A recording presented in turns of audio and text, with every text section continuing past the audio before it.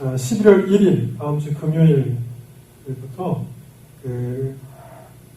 금요 성경 모임, 성경 공부 모임을 갔는데 그 성경 공부 모임은 마지막 시대에 대한 예언들에 관해서 성경에서 얘기하고 있는 마지막 시대에 관한 예언들에 대해서 약 10여 차례, 그러니까 딱 10회가 아니라 한 10회 정도로 해서 그 가운데는 성경에서 얘기하고 있는 다니엘서 얘기요, 또 마태복음 24장에서 얘기하고 있는 예언, 또 성경에서 얘기하고 있는 적그리스도는 무엇인지, 짐승의 표는 무엇인지, 뭐 이런 것에 관련된 내용들을 제가 연구를 해서 같이 성경 공부를 하겠다는 것입니다.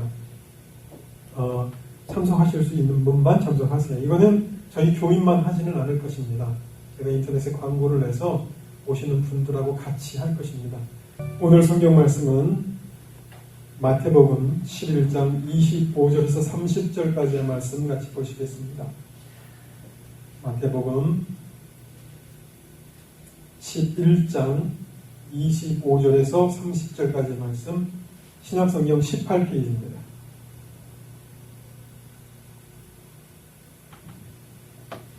찾으신 줄 알고 봉독해 드리겠습니다. 그때 예수께서 대답하여 가라사대, 천지의 주제이신 아버지여, 이것을 지혜롭고 슬기 있는 자들에게는 숨기시고 어린 아이들에게는 나타내심을 감사하나이다. 옳소이다. 이렇게 된 것이 아버지의 뜻이니이다. 내 아버지께서 모든 것을 내게 주셨으니 아버지 외에는 아들을 아는 자가 없고 아들과 또 아들의 소원대로 계시를 받은 자 외에는 아버지를 아는 자가 없느니라. 수고하고 무거운 짐진 자들아 다 내게로 오라. 내가 너희를 쉬게 하리라. 나는 마음이 온유하고 겸손하니 나의 멍에를 메고 내게 배우라. 그러면 너희 마음이 쉼을 얻으리니 이는 내 멍에는 쉽고 내 짐은 가벼움이라 하시니라. 아멘.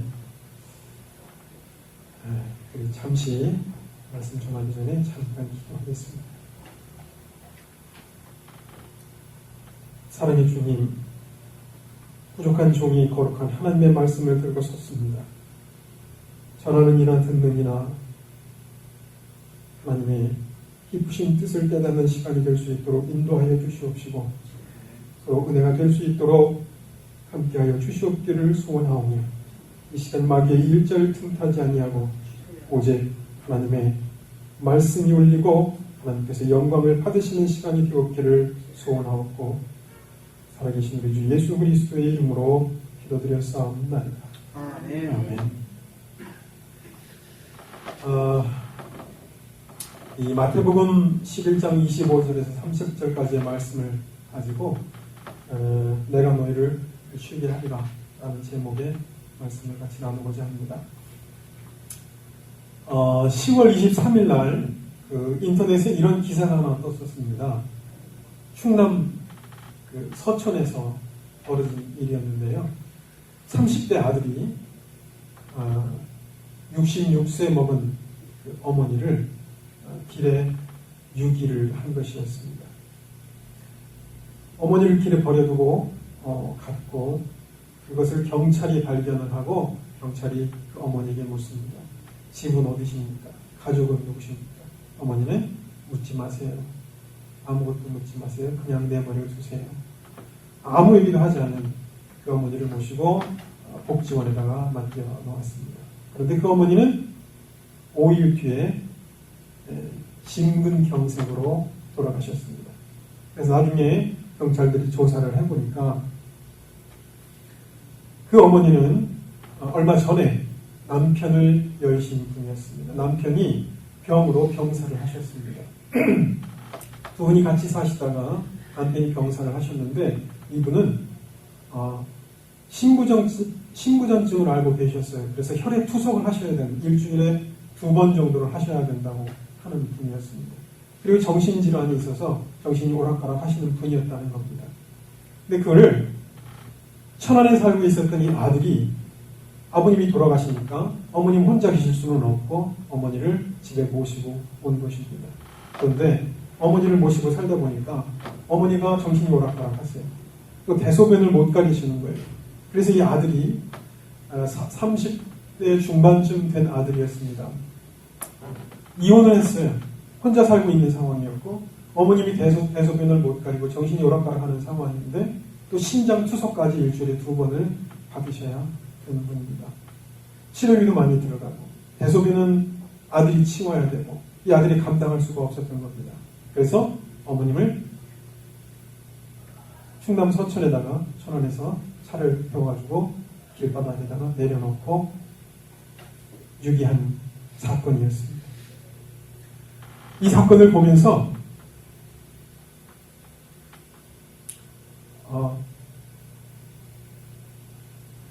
마음이 아팠습니다. 만약에 내가 그 자리에 있었다면, 그분이 내 어머님이라면 내가 그분을 어떻게 할 수 있었을까? 여러분, 나는 유기하지 않았었을까요? 우리는 그렇게 하지 않았었을까요? 이 아들이 직업이 마땅치가 않습니다. 그렇게 좋은 직업이 아닙니다. 택배하는데 일이 있을 수도 있고 없을 때도 있고 그랬던 모양입니다. 재정적으로 여유가 있는 상황도 아니고 대소변을 가리지 못하는 어머니, 정신이 오락하시는 그 어머니를 계속 맡아서 자기가 돌볼 마음의 여유가 없었던 것입니다. 비단 이 인생뿐일까요? 인생은 수고하고 무거운 짐진 자들의 연속입니다.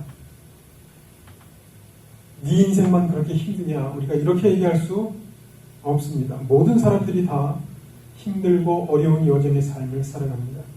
학생들도 마찬가지입니다. 쉬고 싶죠. 여행도 다니고 싶고 놀고 싶죠. 그러나 마땅히 그 시간에는 공부를 해야 하는데 그것이 학생들의 짐입니다. 수고하고 무거운 짐입니다. 가장들도 마찬가지입니다. 자식들을 먹여 살려야 되고 가정을 이끌려고 하다 보니까 하기 싫은 일을 해야 합니다. 그것이 인생들의 모습입니다. 수고하고 무거운 짐진 인생들의 모습입니다. 예수님께서 오늘 이 본문에서 하나님에 대한 말씀을 하십니다. 어린아이 같은 자들이 하나님께로 오는 것이 하나님의 뜻이다. 그리고는 아버지의 계시를 받은 자 이외에 아무도 아버지를 알지 못한다. 이렇게 말씀을 하시고는 수고하고 무거운 짐진 자들아 다 내게로 오라. 이렇게 말씀을 하시는 것입니다. 우리가 이 말씀 가운데 예수님께서 이 세상에 수고하고 무거운 짐진 자들의 짐을 내가 대신 지겠다. 이렇게 말씀하지 않으셨습니다. 수고하고 무거운 짐진 자들아 다 내게로 오라. 그런데 내게로 오라는 것이 무슨 뜻이냐 하는 것입니다. 왜 예수님께서 내게로 오라 라고 말씀하시고 내가 너희를 쉬게 하리라 라고 말씀하셨느냐 하는 것입니다. 내게로 오라, 쉬게 하리라. 여러분, 쉰다는 것이 어떤 것을 의미하는 것일까요? 안식을 의미합니다. 쉬는 것 안식입니다. 뭘 상징하는 것이냐면 천국을 상징하는 것입니다. 예수님께서 말씀하신 것, 내게로 오라, 그리하면 내가 천국의 안식을 너희에게 주겠다. 이렇게 말씀하신 것입니다. 수고하고 무거운 짐을 지고 살아가는 인생들이 누군지 다 알고 계십니다. 어떤 고통과 어떤 아픔을 가지고 인생을 살아가는지 알고 계십니다. 내가 그 짐을 짊어지겠다 하지 않으셨고 내게로 오라, 그리하면 내가 천국의 안식을 주겠다. 그렇다면 내게로 오라는 것이 무슨 뜻이냐 하는 것입니다. 내게로 오라. 여러분, 예수님이 내게로 오라 하셨을 때 예수님께서 말씀하신 그 나라고 하는 예수 그리스도 자체는 예수님께서 뭐라고 말씀하셨냐면 길이요 진리요 생명이니 나로 말미암지 않고는 아버지께로 올 자가 없느니라 하셨습니다.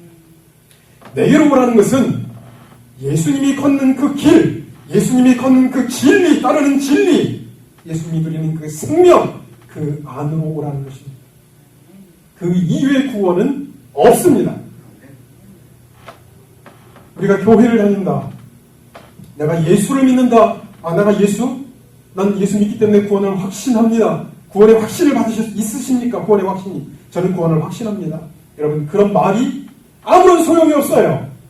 예수를 믿는다는 것은 내가 그 길에 있다는 것이고 그 진리를 따른다는 것이고 그 생명을 누려야 한다는 것이 성경에서 얘기하는 구원입니다.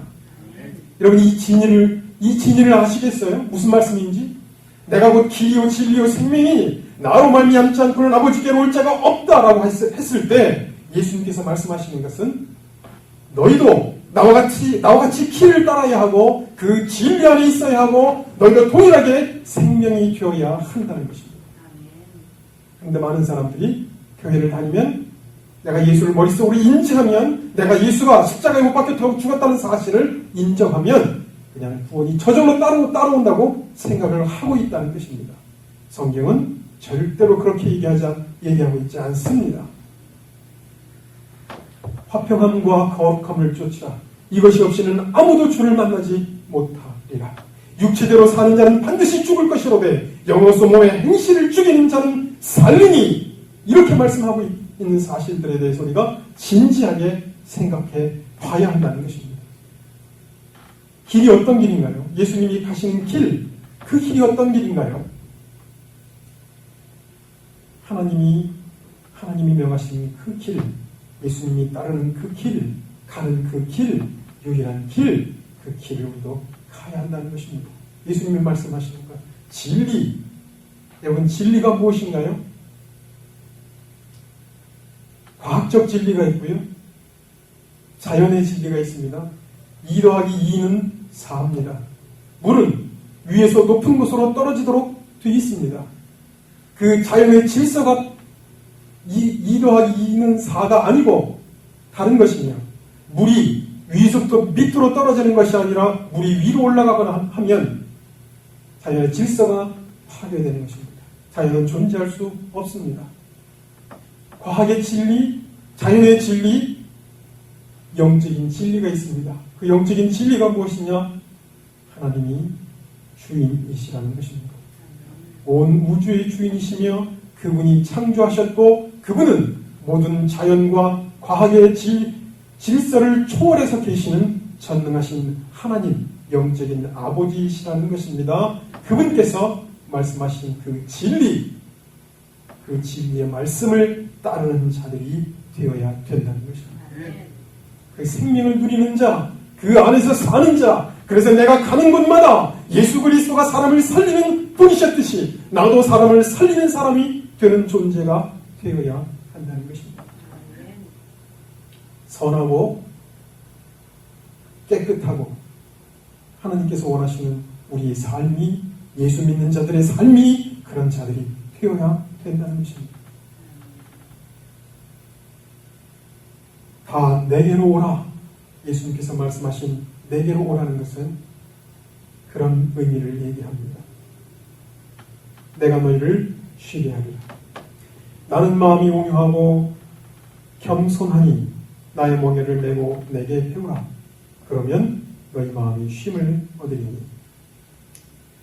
이 본문에서 나는 마음이 온유하고 겸손하니 하는 것이 중요한 말씀이 아닙니다. 예수님께서 말씀하신 이 말씀 가운데 나는 마음이 온유하고 겸손하다는 것은 예수님 자신의 속성을 의미하는 것입니다. 나는 마음이 온유하고 겸손한 자다. 그런데 예수님께서 말씀하시는 중요한 이 본문의 핵심이 무엇이냐면 나의 멍에를 메고 내게 배우라 하시는 것입니다. 나의 멍에를 메고 내게 배우라. 여러분, 멍에가 뭘까요? 멍에? 소가 등에다가 지는 나무. 예전에 혹시 시골 가시다 보면 멍에 소 위에다가 멍에를 올려놓고 주인이 탁탁탁 치고 오른쪽 왼쪽 방향을 틀거나 하는 그런 멍에를 짊어진 것을 보셨을 것입니다. 그 의미는 무엇이냐면 주인의 의도대로 가야 한다는 것입니다. 주인의 의도대로 가기 위해서 멍에를 지어 놓은 것입니다. 나의 멍에를 져라. 예수님께서 나의 멍에를 지고 내게 배우라. 여러분, 나의 멍에, 그걸 뭘 의미하는 것일까요? 예수님이 그냥 멍에라고 말씀하시지 않으셨고 나의 멍에라고 하셨습니다. 나의 멍에라는 것은 예수님께서 말씀하신 말씀을 뜻합니다. 예수님께서 가르치신 교훈을 뜻합니다. 그래서 이어서 예수님께서 내게 배우라 그러셨습니다. 내게 배우라. 그 배우라고 하는 뜻이 마데테라고 하는 단어를 썼습니다. 그런데 그것이 제자라고 하는 뜻과 동일하다는 것입니다. 마데테스라고 하는 뜻과 동일하다는 거예요. 그 본문의 의미가 무엇이냐? 내가 가르친 것을 따르라 하는 뜻입니다. 그런데 예수님께서 그 앞에 전제를 붙이신 거예요.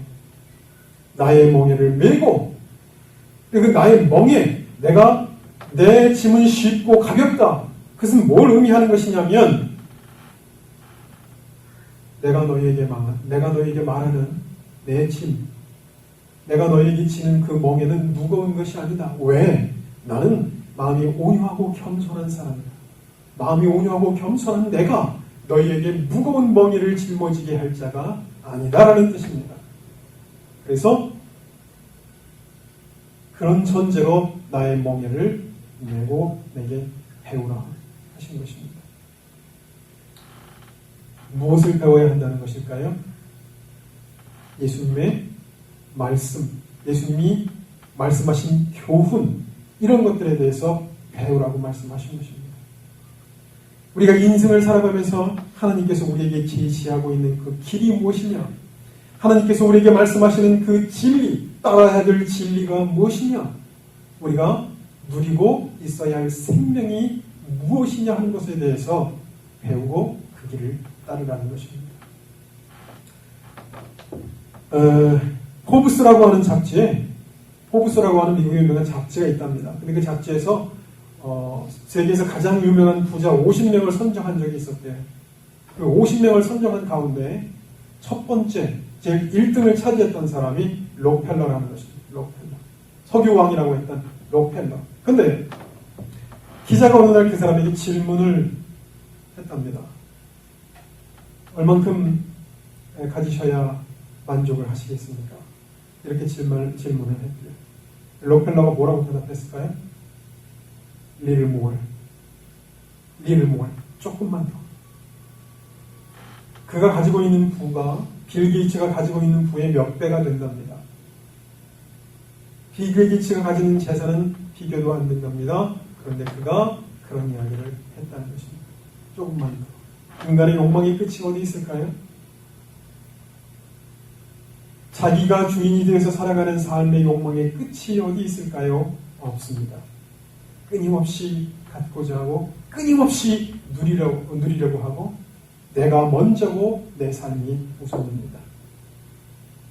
거기에는 안식이 없고 끊임없이 경쟁이 있고 갈맞으려고 하는 수고와 무거운 짐만 존재하는 것입니다. 그런데 우리는 예수 그리스도의 멍에를 지고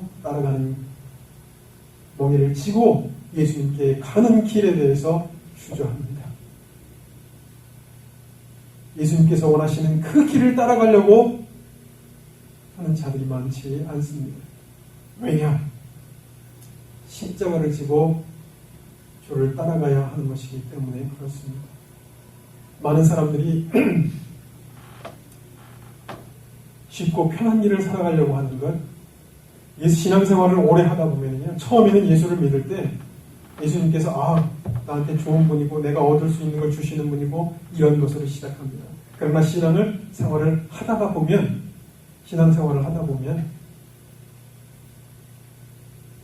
고난을 받아야 하고 십자가를 져야 하는 것이 신앙의 참된 신앙인 것을 알게 될 때 그것을 스스로 지는 신앙이 되는 것, 그것이 올바른 신앙인이라는 것을 알게 되는 것입니다. 어느 선교사가 그랬답니다. 물었대요. 어떻게 선교하시니까 너무나 좋으시죠? 마지못해 내가 이 일을 하고 있다고. 예수님께서 만약에 십자가를 지고 가라고 하지 않으셨으면 난 이 일을 안 할 거라고.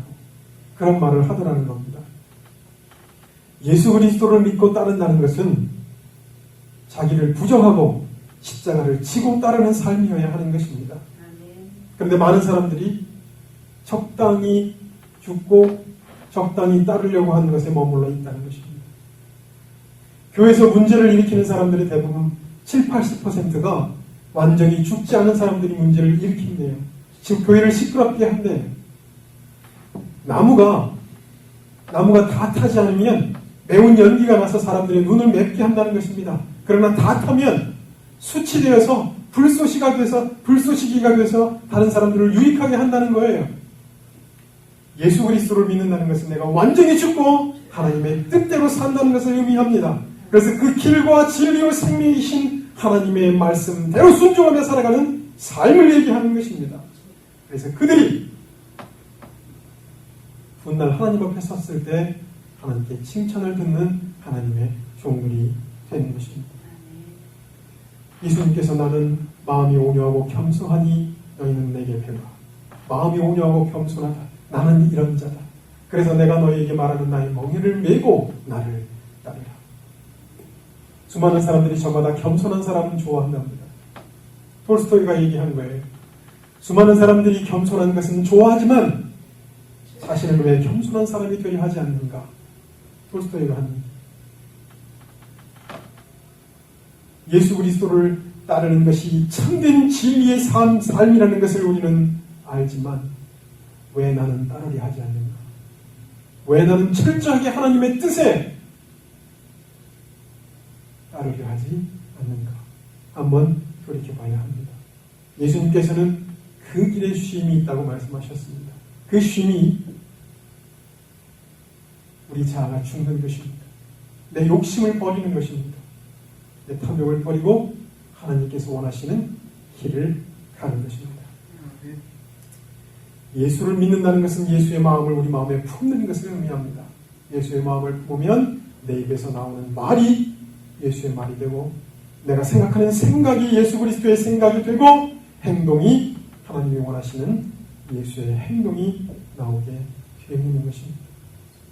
내가 찰랑거리는 하나님의 말씀으로 채워지고 하나님의 거룩한 성령으로 채워지고 하나님의 뜻대로 순종하며 살아가려고 하는 가득한 잔을 채워서 나를 건드리면 내가 하나님의 뜻, 그 뜻을 추구하는 것이 내 삶이 되고 예수 그리스도가 원하시는 것이 내 삶이 되고 예수 그리스도의 생각이 내 생각이 되고 그 행동이 내 행동이 될 수 있는 그런 믿음으로 성장해 가야 합니다.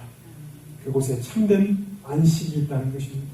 그러지 않으면 끝끝내 우리는 수고하고 무거운 짐진 가운데서 고난을 혼자 견디며 살아가는 어리석은 삶을 살 것입니다. 예수 그리스도가 초청한 삶, 내게로 오라. 나의 멍에를 지고 내게 배우라. 그것에 안식이 있다. 하나님께서 말씀하셨습니다. 그리고 그 길을 걸어가야 되는 것은 우리입니다. 대신 누가 걸어가는 것이 아니라 내 스스로 그 길을 걸어가야 하는 것입니다. 예수 그리스도의 뒤를 따르는 우리에 대한 삶이 오늘 본문에서 말씀하시는 것처럼 예수님께 가고 그 멍에를 메고 예수 그리스도에게 배우는 삶을 통해서 참된 안식에 거하시는 여러분들이 되기를 소망합니다. 네, 잠시 기도하시겠습니다.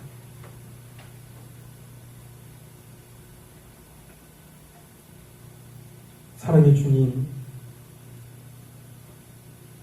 우리의 삶을 되돌아보고 참으로 우리가 예수 그리스도의 뒤를 따르고 있는지 돌이켜보게 하여 주시옵소서. 주님께서 기뻐하시는 길을 가고 있는 것인지 돌이켜보게 하여 주시옵소서.